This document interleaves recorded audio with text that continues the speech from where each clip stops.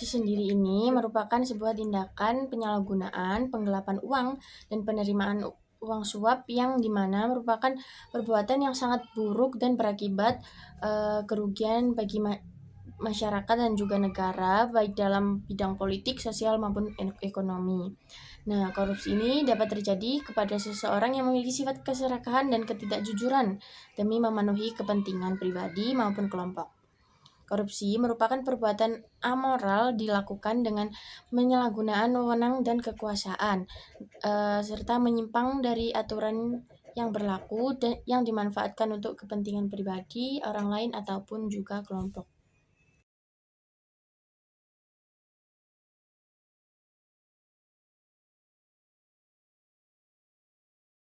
Selanjutnya ada faktor penyebab dari korupsi. Nah, korupsi ini dapat muncul dari seseorang yang menginginkan keuntungan pribadi ataupun kelompok, namun dengan cara yang tidak baik, atau seperti yang saya bilang tadi, yaitu serakah.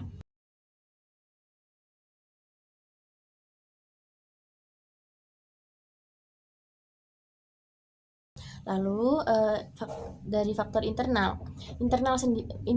sendiri merupakan faktor yang berasal dari dalam diri. Contohnya sifat tamak atau rakus, ya, gaya hidup yang konsumtif dan moral yang kurang kuat.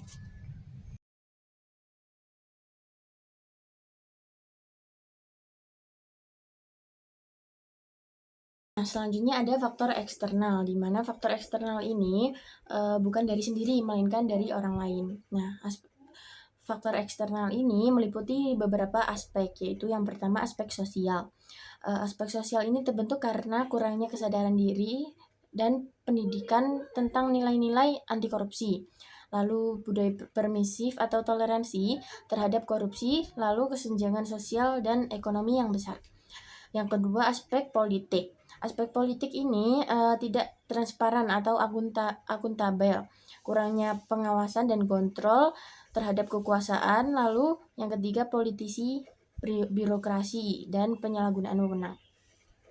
Lalu yang ketiga, aspek ekonomi. Aspek ekonomi ini meliputi kemiskinan dan kesenjangan ekonomi yang besar, ketergantungan pada sumber daya alam yang tidak terbarukan, lalu sistem ekonomi yang tidak adil dan tidak transparan. Yang keempat, aspek hukum. Aspek hukum ini sistem hukum meliputi karena sistem hukum yang lemah dan tidak efektif, kurangnya independensi dan imparsialitas lembaga penegak hukum, lalu hukum yang tidak jelas atau tumpang tindih. Faktor-faktor ini itu dapat mempengaruhi atau memperkuat satu sama lain sehingga perlu dilakukan upaya pencegahan dan penanggulangan korupsi yang komprehensif dan terintegrasi.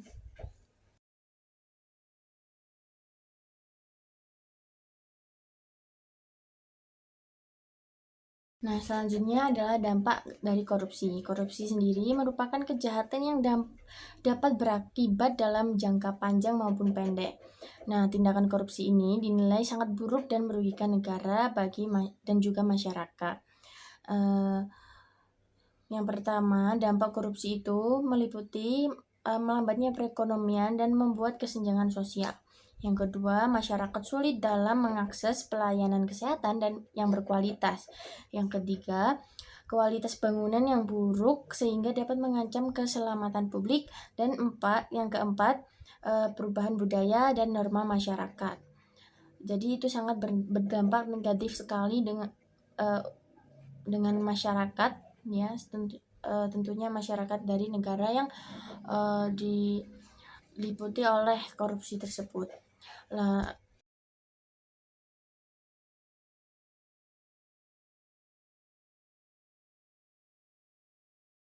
Lalu nilai dan prinsip anti korupsi.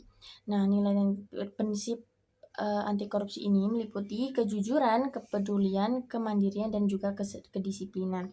Nilai-nilai ini penting untuk mencegah terjadinya korupsi dan menciptakan masyarakat yang lebih baik ke depannya.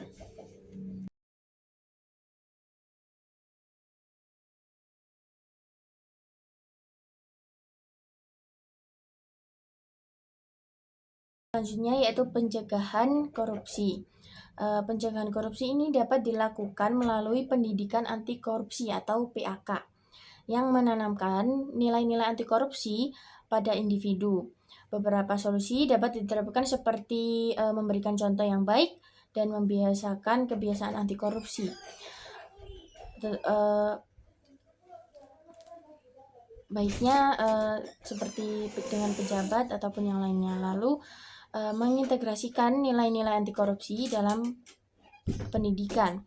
Yang ketiga yaitu sosialisasi dan pengingat nilai-nilai anti korupsi. Pencegahan korupsi juga perlu memahami faktor internal dan eksternal yang menyebabkan korupsi. Dengan membangun kesadaran dan pengetahuan tentang korupsi, melalui pendidikan yang komprehensif, diharapkan generasi muda dapat memiliki integritas dan kesadaran sosial yang tinggi untuk berkontribusi dalam pemberantasan korupsi. Jadi dari sejak usia dini kita harus menanamkan bahwa korupsi itu merupakan tindakan yang ilegal atau tindakan yang tidak patut untuk dijalankan. Jadi kita harus memulai kesadaran atau menciptakan kesadaran bahwa korupsi merupakan tindakan atau hal yang sangat salah dan merugikan negara dan juga masyarakat. Baik, terima kasih atas penjelasan saya kali ini. Semoga bermanfaat. Mohon maaf bila ada salah kata. Terima kasih. Wassalamualaikum warahmatullahi wabarakatuh.